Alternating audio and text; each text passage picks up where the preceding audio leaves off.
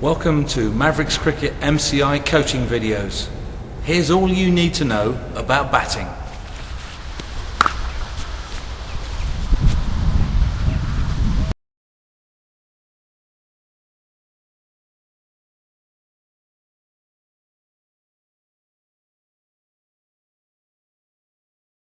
Okay, I think first of all you need to have quite a clear plan in your mind as to how you're going to play.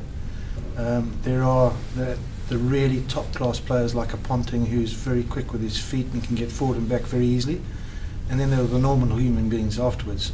And I think for most of us, the 95% of us that are normal, you need to have quite a clear pattern of how you're going to play against them.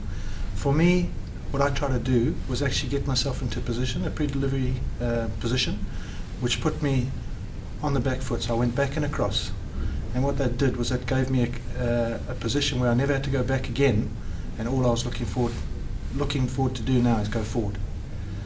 So, as I say, for a mere mortal who didn't really think I had the ability when somebody's bowling 90 miles an hour to be able to say that's full and go forward or that's short and go back, I took that out of the equation by actually going back and across and being able to play all my back foot shots from that position, so I was already in position, and what I was looking for was to jump on the guy who overpitched it and I could get forward and play from there. That brings up the question about trigger movements. Yeah. You know, should a batsman have a pre-delivery movement at all? And again, some young players and some more senior players tend not to move very much. What are your views on pre-delivery movements? They're very personal, and each person to his own. They worked for me. I don't go around and say that everybody should have one. I think going back over the years, everyone will tell you the best place to, or the best way to play is to stay as still as possible, particularly at the point of delivery. More and more though, people, not so much big trigger movements, but they are tending to inch themselves across to off stump as a place to play fast bowling from, rather than be standing where most people take their guard at two leg or leg stump and be standing in that position. People are more inching across to off stump. It achieves a couple of things. As long as you don't fall over, it gives you lots of strength straight down the ground and through the leg side, and it actually does make bowlers bowl a little wider of off stump, which at the beginning of your innings will make things a little easier in terms of working out what you can play and what you can leave. When it comes to net practice for young players in particular, how should they approach practice sessions in nets? What we've seen, for example, is some lads playing on a bowling machine, others trying to play tactically in a net session. What would you say is the best way to learn how to play? I think a lot of what happens in practice these days is people practice what's easy for them. You see a lot of people on bowling machines, no matter what the speed, but they'll be practicing driving, or they'll be practicing punching off the back foot, things that are easy and within their comfort zone. I would like to see players more, particularly in preparation for fast bowling, practice what you're more likely to get, which is back of a length at good pace, work out your balance at the crease, whatever movements you may have, try and get some consistency with that and balance at the crease, what to play and what to leave. You can always then add in to that, work on hitting half volleys.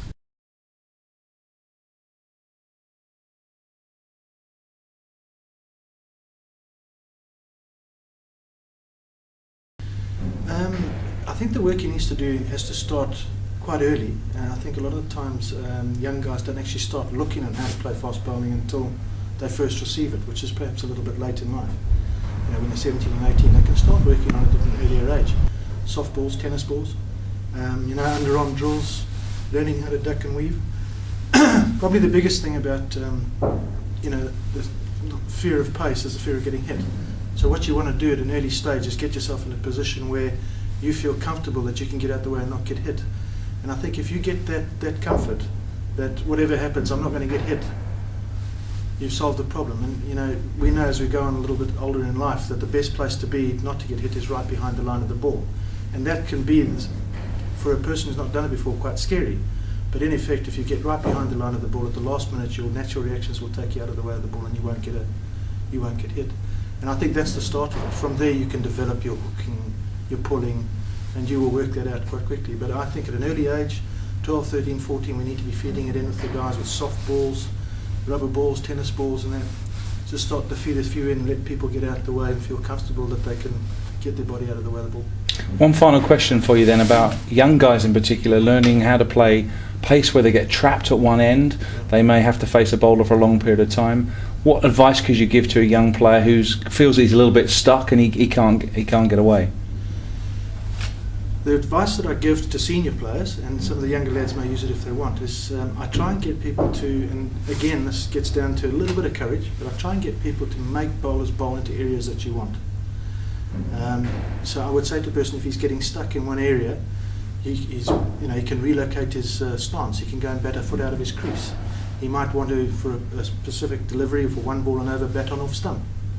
Make life a little bit difficult so that the bowler doesn't dominate that line and length that's keeping you stuck at that crease.